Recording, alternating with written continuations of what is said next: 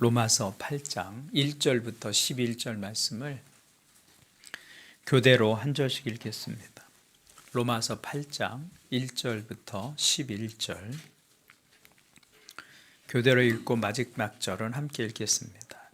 그러므로 이제 그리스도 예수 안에 있는 자에게는 결코 정죄함이 없나니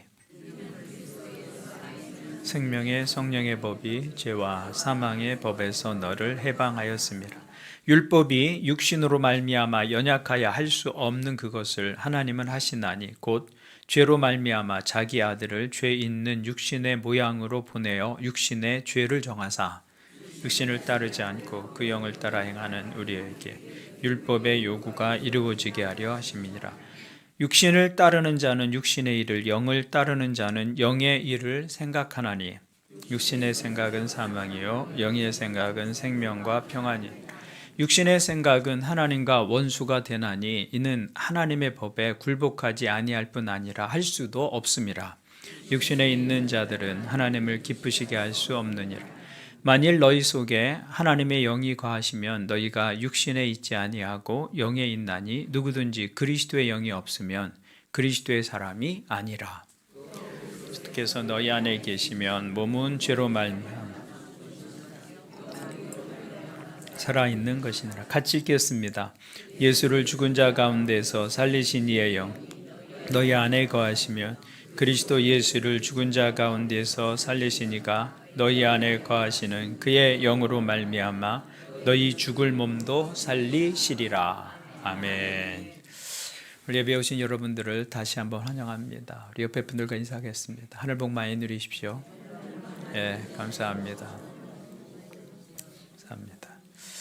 스펜서라는 주석가가 있는데요. 로마서 8장을 말하면서 성경을 한 개의 반지에 비유한다면 로마서 8장은 보석에 해당한다. 로마서는 보석이다.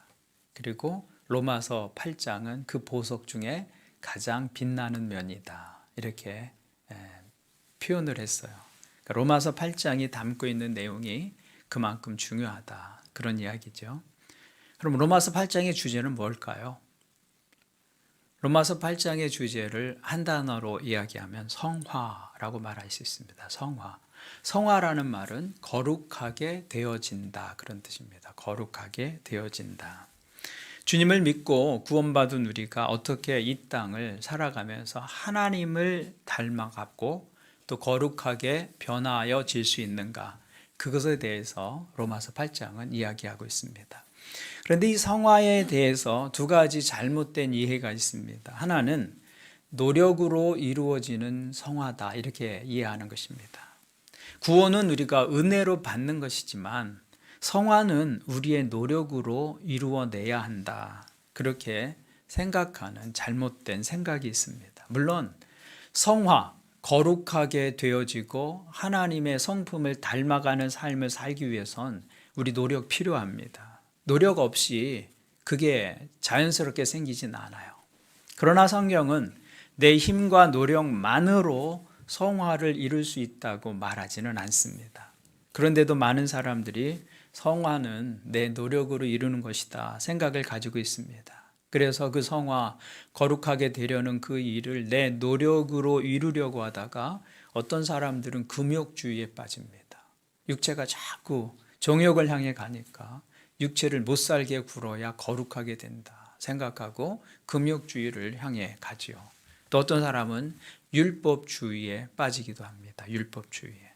그러다 보면 외식과 위선적인 삶을 살게 되기도 합니다. 내 노력으로 해보려다 안 되니까.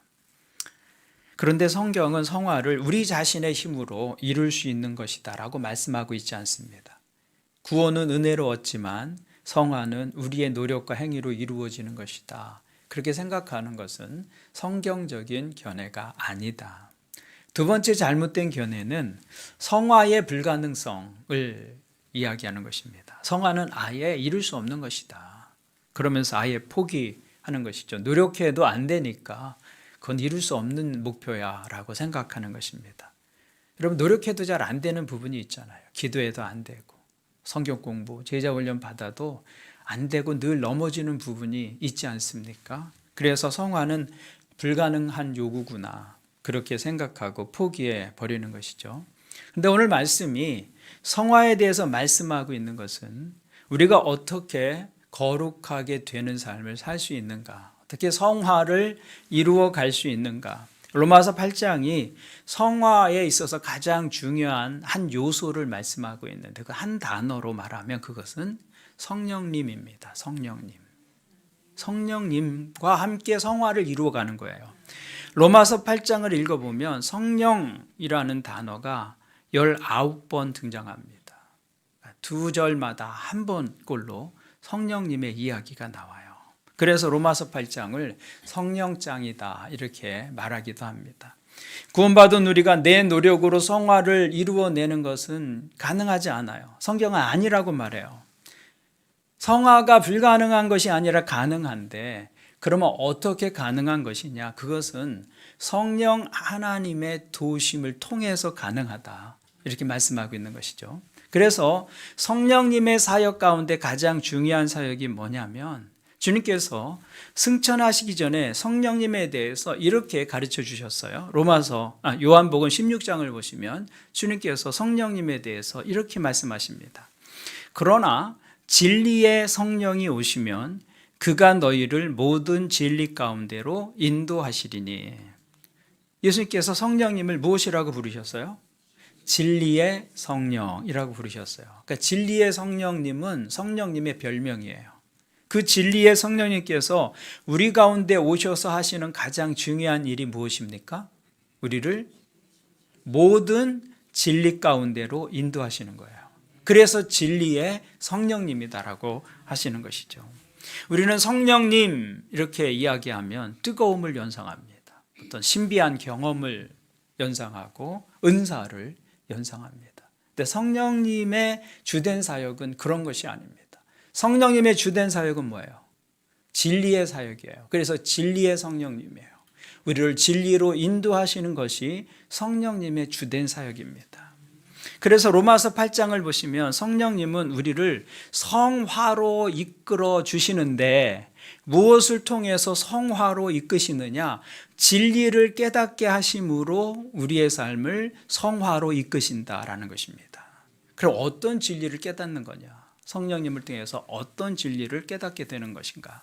먼저 성령님은 우리를 정죄의식으로부터 자유롭게 해주십니다. 우리는 죄인이다 라는 죄책이 있잖아요. 나는 불완전하다. 그런 죄책이 있어요. 근데 성령님이 우리를 성화로 이끄시기 위해서 하시는 첫 번째 단계는 우리 마음에서 죄책감을 벗어버리게 하는 것입니다. 자유함을 얻게 해주시는 거예요. 그게 성령님이 하시는 일입니다. 우리는 구원을 받았지만 여전히 타락한 본성을 우리 육체 안에 가지고 있습니다. 그래서 갈등합니다. 우리의 마음에 성령이 주시는 마음으로는 의를 이루기를 원하고 하나님의 성령의 법을 따르기를 원합니다. 그런데 그런 성령의 소욕이 우리 안에 있음에도 불구하고 우리의 타락한 마음이 동시에 우리 안에 있어서 그래서 그 타락한 마음에 이끌려서 유혹을 당하기도 하고 시험에 빠지기도 하고 때로는 잘못을 범하고 죄를 저지르기도 합니다. 그것이 로마서 7장의 바울 사도의 어떤 탄식이에요? 오호라 나는 곤고한 사람이로다 라는 탄식이에요. 우리 안에 그 두 존재가 영적인 전쟁을 벌이고 있는 것이죠. 그때 사단은 우리의 영혼을 향해서 그 죄책감을 통해서 공격합니다. 내 잘못, 내 실수, 내가 저지른 그 죄를 보아라. 그러면서도 내가 구원받았다고 말할 수 있겠느냐? 내가 하나님의 자녀라고 하는 것은 말이 안 되는 소리다. 그러면서 죄책을 통해서 우리를 공격합니다. 그 속삭임에 빠져서 많은 그리스도인들의 삶이 무너지는 것을 볼 수 있어요. 그 사단의 속삭임을 듣고 자신이 저지른 죄와 실수를 바라보면 후회와 낙심과 죄책감이 찾아옵니다.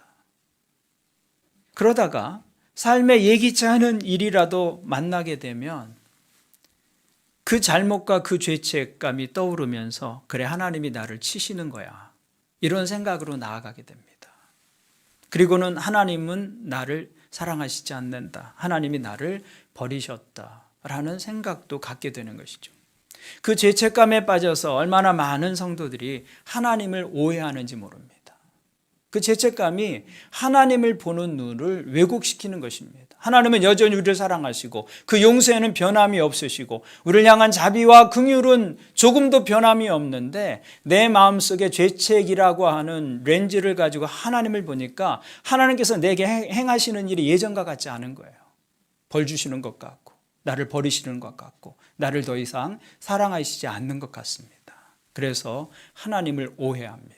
그게 사단이 노리는 중요한 목표입니다. 하나님을 오해하는 것. 우리가 하나님을 오해하면서 인생을 살아가는 것. 그래서 믿음의 길에서 낙심하게 되는 겁니다. 그런데 오늘 말씀을 보시면 성령님은 그렇게 낙심에 빠진 사람들을 찾아오셔서 아주 중요한 진리 가운데로 사람들을 인도해 주십니다. 그 진리가 무엇이냐면 1절 말씀입니다. 1절 말씀.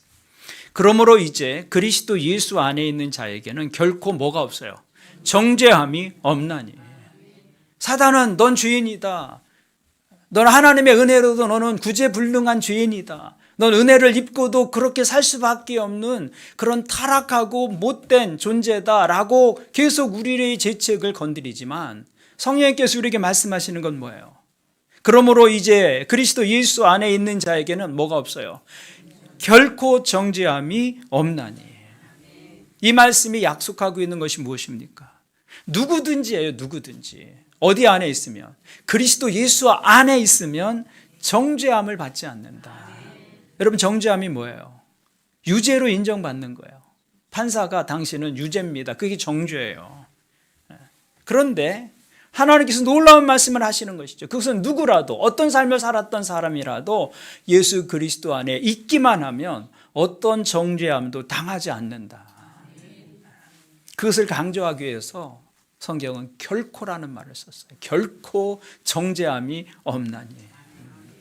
결코라는 말은 어떤 경우에도 어떤 죄라도 그리스도 예수 안에 있기만 하면 너희가 유죄 판결 받지 않는다. 이렇게 말씀하고 있는 거예요. 우리는 죄를 지었었잖아요. 앞으로 여러분 죄를 지을 가능성이 있으세요? 없으세요? 100% 있어요. 저에게도 있고 여러분도 있습니다. 100%예요, 그거는.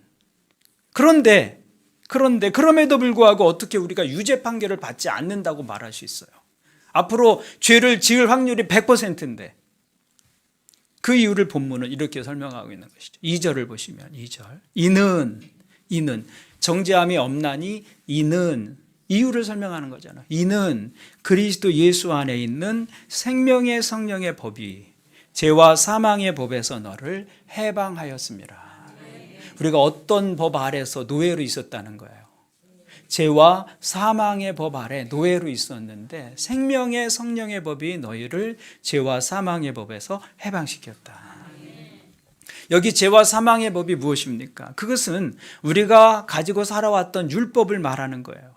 율법은 죄를 지으면 죄인이라고 정죄합니다. 너는 죄인이야 라고 율법이 정죄하죠. 죄를 지으면 죄의 삭시 있잖아요. 죄의 삭스. 율법이 말하는 죄의 삭스는 뭐예요? 죽음이에요. 심판이고. 그래서 그 법을 죄와 사망의 법이라고 부르는 거예요. 죄라고 정죄하고 사망을 가져오는, 정죄하고 사망을 가져다 주는 법이기 때문에. 여러분, 율법은 외줄타기와 같아요. 여러분, 외줄을 타다가 떨어지는 것은 100걸음, 200걸음을 잘못 걸어서 떨어지는 게 아니잖아요. 외줄타기에서 떨어지는데 충분한 걸음은 몇 걸음이에요?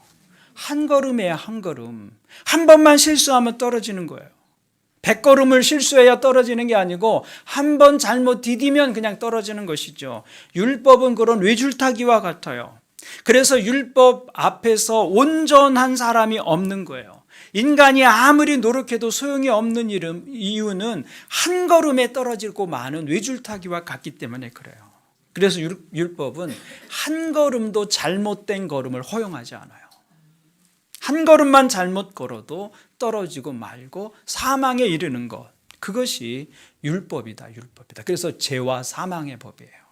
문제는 인간이 그 율법을 한 번도 실수 없이 완벽하게 지킬 수가 없다는 것이죠. 그래서 율법은 죄와 사망의 법이 되는 거예요. 그런데 생명의 성령의 법이 죄와 사망의 법에서 너희를 해방시켰다. 어떻게?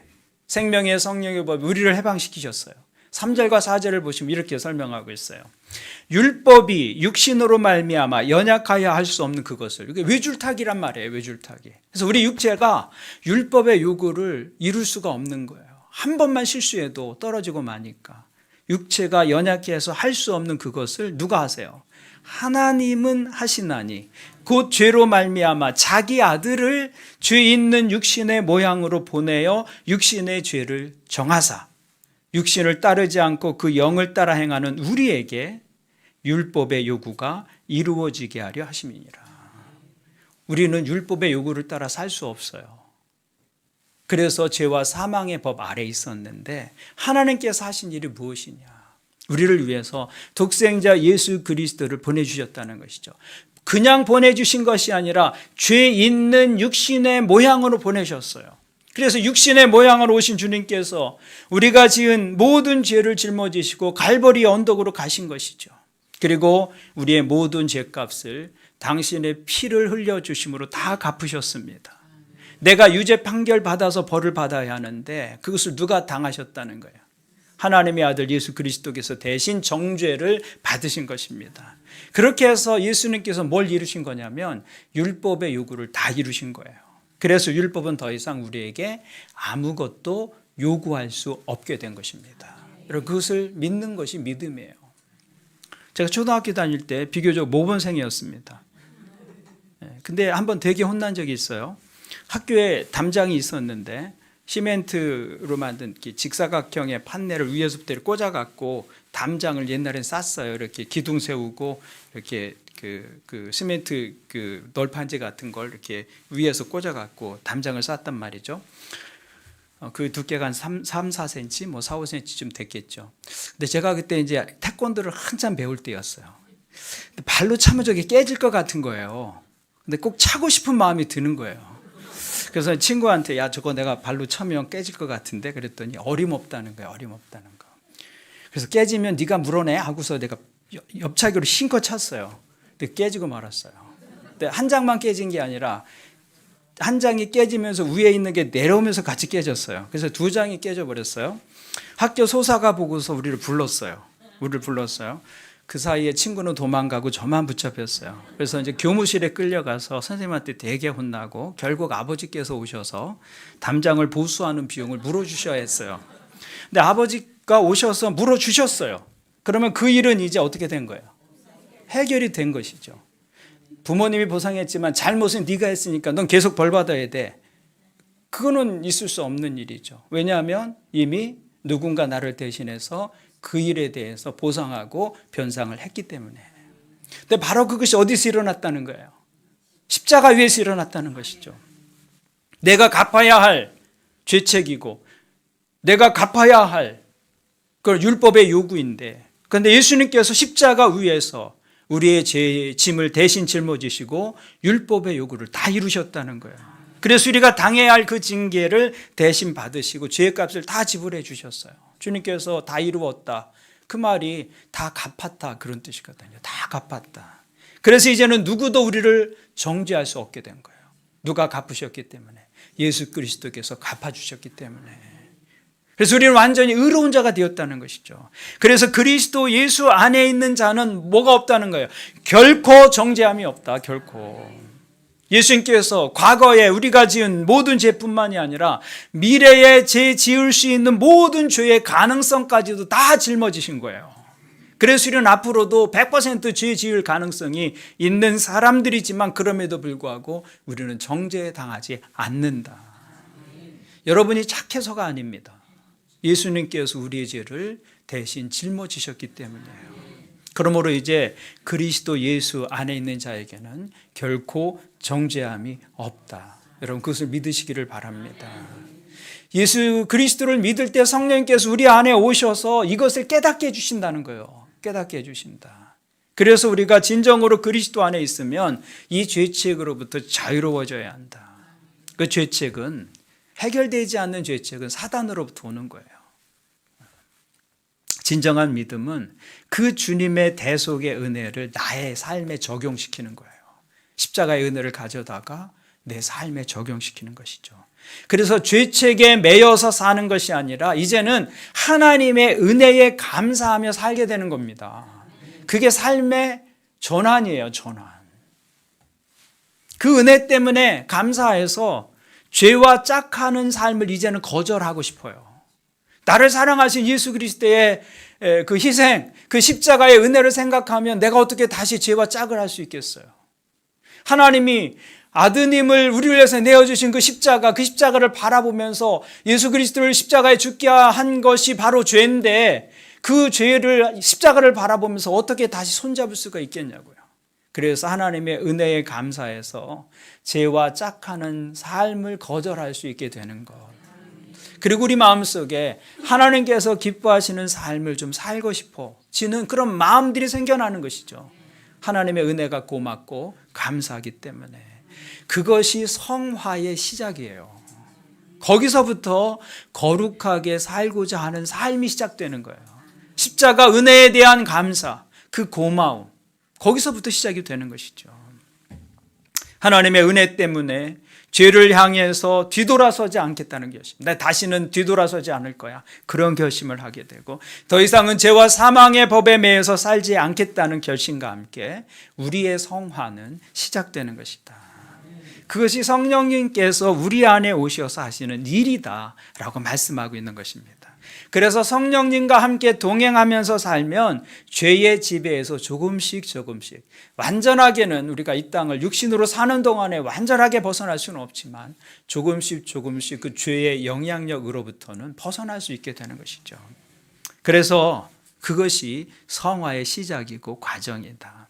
그래서 구원은 죄 용서함을 받고 의롭게 된 것이 전부가 아닙니다.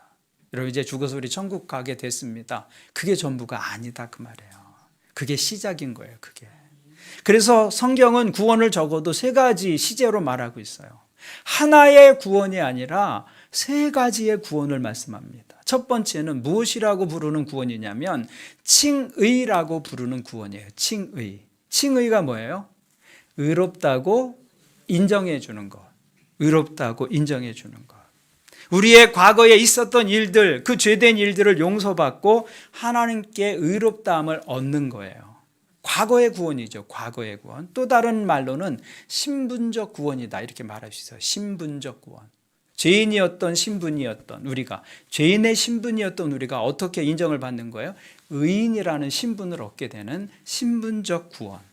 그것이 구원을 받았다고 말하는 그 구원의 모습이에요. 그런데 그것이 전부가 아니고 구원의 두 번째 모습은 성화예요. 성화. 구원받은 이후에 우리의 삶이 점점 더 성숙해지고 거룩해지고 깨끗해지고 하나님을 닮아가게 되는 것. 그것을 현재적 구원이라고 그래요. 과거의 죄를 용서받는 건 과거적 구원, 신분적 구원. 현재의 내 삶에 하나님의 구원의 은혜가 적용되면서 조금씩 하나님을 닮아가게 되는 것. 그것을 현재적 구원. 또 과정적 구원이라고 그래요. 과정 속에 있기 때문에 과정적 구원. 내 삶에서 현재 진행 중인 구원이다라는 말입니다. 세 번째는 영화라고 하는 것입니다. 영화. 주님의 부활의 몸처럼 우리의 몸이 영광스럽게 변하는 그때. 그건 아직 오지 않았잖아요. 우리는 아직도 지금 죄와 함께 살아가지만 그래서 유혹도 있고 시험도 있고 넘어짐도 있는데 언젠가 우리가 예수님처럼 하나님의 나라가 이 땅에 임하게 될 때 부활의 영광스러운 몸을 얻게 될 거 아니겠어요? 그 몸은 죄의 존재로부터 완전히 자유로워지는 그 구원이 있다는 것이죠. 그래서 그 구원을 아직 오지 않았기 때문에 미래적 구원, 종국적 구원 이렇게 표현하고 있는 것입니다. 우리가 구원을 이렇게 큰 시각을 가지고 봐야 돼요. 그래서 우리가 힘써야 될 구원의 영역은 이제 무엇이 되었습니까? 무엇에 힘써야 되는 거예요, 여러분? 구원의 세 시자 중에서 현재적 구원, 현재적 구원. 과거의 구원은 이미 이루어졌잖아요. 우리는 신분이 변했잖아요. 그 변화해진 신분을 가져다가 현실을 살아가는 것이죠. 현실. 주님께서 십자가 위에서 내 죄값을 다 갚으셨습니다. 그래서 우리는 구원을 받았습니다. 그래서 칭의라고 해요. 신분적으로 의롭다 함을 얻은 것이죠. 그런데 그것이 전부가 아니고 우리에게는 이루어 가야 할 구원이 남아있는 것이죠. 그것이 성화다. 현재적 구원이고 과정적 구원이다. 모든 구원받은 사람들에게 주어진 삶의 책임이 바로 이것이다라는 거예요. 그래서 우리가 구원받은 것에 만족하지 않고 삶의 자리에서 계속해서 성화를 이루어 가야 하는 것. 그것이 우리의 삶의 책임이에요. 왜 우리가 그렇게 살아야 하냐면 5절부터 8절을 보면 이렇게 말씀하고 있어요. 육신을 따르는 자는 육신의 일을, 영을 따르는 자는 영의 일을 생각하나니 육신의 생각은 사망이요 영의 생각은 생명과 평안이니라. 육신의 생각은 하나님과 원수가 되나니 이는 하나님의 법에 굴복하지 아니할 뿐 아니라 할 수도 없음이라. 육신에 있는 자들은 하나님을 기쁘시게 할 수 없느니라. 다시 설명하면 우리 이미 구원을 받았어요. 그래서 하나님의 자녀가 되었습니다. 오늘 밤 이 세상을 떠난다 할지라도 우리는 어디서 눈을 뜨게 됩니까? 하나님 나라에서 눈을 뜨게 될 것입니다. 아멘. 그런데 아직 우리가 이 땅을 사는 동안엔 내가 성화를 이루어 가지 않고 날마다 육신을 따라 살면 어떻게 될까요? 우린 죽어서 천국은 가게 되지만 이 땅을 살아가는 동안 육신을 따라서 살면 우리가 어떤 삶을 살게 되느냐 하면 하나님의 자녀로서 복된 삶을 사는 것이 아니라 마치 이 땅을 죽은 자처럼 사는 거예요. 사대교회처럼 살았다고 말하지만 실상은 죽은 자니라. 이 땅을 사는 동안 하나님을 기쁘시게 하는 자녀가 아니라 하나님의 원수된 자로 삶을 살아가는 것이죠. 그래서 우리가 신분상으로는 하나님의 자녀가 되었지만 실제의 삶에서는 마귀의 자녀처럼 살 수도 있다. 신분과 실존이 다른 거예요. 어리석고 비참한 삶이 되는 것이죠. 그래서 구원받은 이후에 무엇이 중요해요? 성화가 중요한 거예요.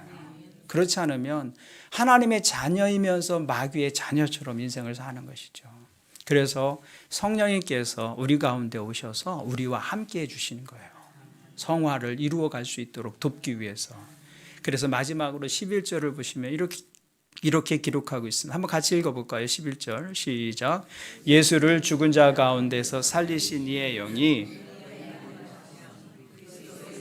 죽은 자 가운데서 살리신 이가 너희 안에 거하시는 그의 영으로 말미암아 너희 죽을 몸도 살리시리라.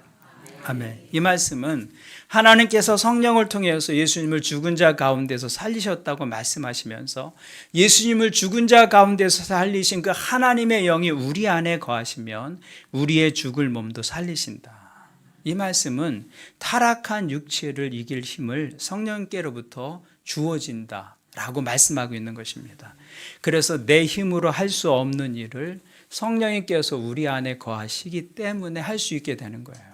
그래서 시간 속에서 점점 하나님의 성품을 닮아가고 이루어가게 되는 것이죠. 그것은 마치 갯벌에 박혀있는 배를 끌어내는 것과 같아요. 갯벌에 박힌 배 끌어내려면 얼마나 힘이 듭니까? 그런데 그 배를 손쉽게 끌어낼 수 있는 방법이 있잖아요. 그것은 뭐예요? 밀물을 기다리는 것이죠. 밀물을. 물이 가득 밀려오면 배가 뜨게 되고 그때는 내 힘으로 하는 것보다 훨씬 쉽게 그 배를 움직일 수 있게 되는 것이죠. 성령으로 말미암아 사는 삶은 바로 그런 것이다. 하나님의 성품을 닮아가는 삶을 억지로 사는 것은 매우 어렵고 힘든 일입니다. 그것보다 힘든 일은 없어요. 그러나 물이 들어오면 쉬워집니다. 그래서 우리가 성화의 삶을 살기 위해서는 무엇보다 성령의 충만함을 구해야 한다라는 것이죠. 그래서 나는 할 수 없지만 내가 성령님께서 주시는 마음에 순종하고 나를 내어드리면 성령 하나님은 점점 나를 하나님을 닮은 자로 만들어 가신다. 그것이 성령 충만한 삶의 결과입니다. 성령님을 말씀하시는 이유는 그 성령님을 따라 살면 우리가 누구를 닮아가기 때문에 하나님을 닮아가기 때문에 그것이 성화라는 것이죠. 하나님께서 우리를 구원하신 이유는 이 땅에 남은 시간을 살아가는 동안 하나님의 성품을 닮아가는 자로 살게 하기 위한 거예요. 저 사람을 보면 하나님을 보는 것처럼 그런 하나님의 성품을 닮은 자로 이 땅을 살아가는 것. 그것이 믿는 자들의 이 땅에서의 삶의 책임이다라는 것입니다. 오늘 여러분들에게 이러한 삶의 과정에 여러분의 삶이 있기를 바랍니다. 오늘도 그 일을 위해서 함께 기도하고 성령께서 주시는 마음을 따라서 기쁘게 순종하며 살아가는 믿음 될 수 있기를 주님의 이름으로 축원을 드립니다. 아멘. 우리 말씀을 가지고 함께 기도하겠습니다. 성경은 영생에 대해서 말씀해 주시면서 그 영생이 죽음 후에 천국 가는 것이 전부가 아니다 말씀합니다. 영생은 지금 여기에서 하나님의 자녀로 살아가는 것입니다. 그것이 죽음 이후에도 계속되는 것이 영생입니다. 그러므로 구원받은 이후에 이 육신으로 살아가는 삶으로 하나님을 기쁘시게 하는 것이 우리의 책임이 됩니다. 그것이 성화, 거룩하게 되는 것이고 하나님을 닮아가는 삶이 되는 것입니다. 오늘 기도하시면서 하나님 좀 더 사랑하는 삶 살게 도와주십시오. 좀 더 용서하며 살게 도와주십시오. 좀 더 자기 중심적이 아니고 이기적인 삶이 아니라 이웃을 돌아보고 섬기고 베푸는 삶을 살아가게 도와주옵소서. 잃어버린 세상을 향한 하나님의 마음을 알아 복음을 전하는 삶 살아가게 도와주옵소서. 이 모든 것이 구원받은 이후에 우리가 살아야 할 삶의 모습입니다. 오늘 그 복음에 합당한 삶을 살게 하나님 도와주옵소서. 성령의 충만함 주셔서 하나님께서 기뻐하시는 삶 살아가는 믿음 되게 도와주옵소서. 말씀을 가지고 주님 앞에 나가서 함께 기도하겠습니다. 하나님 아버지, 오늘 말씀을 통해서 우리 영혼에 말씀해 주시니 감사합니다. 우리에게 주신 이 구원, 영생, 죽음 이후에나 필요한 것들이 아니고 오늘 여기에서 시작되는 새로운 삶인 것을 기억하게 도와주시옵소서. 누구든지 그리스도 예수 안에 있으면 결코 정죄함이 없다고 말씀해 주셨고 또 누구든지 그리스도 안에 있으면 새로운 피조물이라고 말씀해 주신 주님, 그 주님의 선언과 함께 우리 안에 새로운 삶이 시작될 수 있도록 주님 도와주시옵소서. 죄와 사망의 법에 노예가 돼서 죄의 요구 앞에 굴복하는 인생이 아니라 성령님과 함께 동행하며 조금씩 이전에 할 수 없었던 일들을 감당하며 하나님 성품 닮아가는 그 삶의 자리와 영역들이 확대되고 깊어지는 하나님의 자녀의 삶을 살아갈 수 있도록 도와주시옵소서. 특별히 우리 안에 여전히 해결되지 않는 관계의 문제, 또 상처의 문제, 아픔의 문제 주님 내려놓고 주님 우리 안에 하나님께서 주시는 새로운 성품으로 인생을 살아가기를 원합니다. 그래서 하나님께서 주시는 마음으로 사랑할 수 없는 사람 사랑할 수 있게 되고 용서할 수 없는 사람 조금씩 용서할 수 있게 되고 이해할 수 없는 사람들 그리스도의 눈으로 보고 조금씩 이해하려고 그 자리에 서는 것, 하나님 그것이 성화의 과정이고 거룩하게 되어지는 것임을 기억하게 도와주시옵소서. 자신의 자기중심적이고 이기적인 마음 내려놓고 이타적인 마음, 이웃을 돌아보고 섬기고 베푸는 삶을 살아가는 것, 잃어버린 세상, 우리가 복음 전하지 않으면 영혼을 멸망 속에서 보내야 할 영혼들을 바라보면서 하나님의 마음으로 저들의 영혼을 긍휼히 여기고 기도하며 복음의 기회를 얻고자 하는 그 삶을 살아가는 것, 그것이 구원 이후에 우리에게 주어진 삶의 책임것을 기억하게 주님 역사하여 주시옵소서. 성령님 우리를 도와주셔서 복음에 합당한 삶 살아갈 수 있도록 도와주옵소서. 오늘 실패한 자리에서 그러나 내일 다시 일어나고 하나님의 성령의 인도하심을 따라 그 자리에서 조금씩 성공을 맛보고 새롭게 살아가는 하나님의 자녀들 될 수 있도록 주님 도와주시옵소서. 우리 교회 안에 이 성령 충만한 역사가 일어나게 되기를 원합니다. 저들의 관계가 새로워지게 하시고 하나님 그 속에 흘러가는 정서적 흐름들이 새로워질 수 있도록 주여 역사하여 주시옵소서. 주님 우리 안에 이 성령의 역사를 날마다 새롭게 하여 주시옵소서. 예수님의 이름으로 기도합니다. 하나님 우리에게 영생을 선물로 주심을 감사합니다. 그 영원한 삶이 죽음 이후에나 시작되는 것이 아니라 오늘 여기에서 시작된 삶인 것을 기억하게 도와주옵소서. 그래서 우리에게 주신 그 영생에 합당한 삶을 살아가는 하나님의 자녀들 되게 도와주옵소서. 특별히 매일의 삶에서 하나님의 자녀로 하나님의 성품을 닮아가게 하시고 성령의 열매 맺는 삶 되게 도와주옵소서. 죄와 사망의 법에서 해방되어 생명의 성령의 법 아래 살게 해주셨사오니 우리의 삶이 죄를 이기게 하시고 욕망을 이기게 하시고 세상을 이기는 믿음에 합당한 삶이 되게 도와주옵소서. 우리의 힘만으로는 그렇게 살 수 없음을 고백합니다. 성령님, 충만함으로 매 순간 함께해 주셔서 때로는 넘어지고 실수할 때가 있지만 그때에도 죄책에 빠지지 않고 다시 일어나 하나님께서 기뻐하시는 삶 살아가는 하나님의 자녀들 되게 도와주옵소서. 우리 안에 더 풍성한 사랑, 용서, 인내, 서로를 향한 섬김의 마음 더하여 주셔서 교회 안에서의 관계가 더 깊어지고 그 속에 하나님이 기뻐하시는 영적 가족의 관계를 새롭게 세워가는 하나님의 교회 성도들 되게 도와주옵소서. 예수님의 이름으로 기도합니다. 아멘.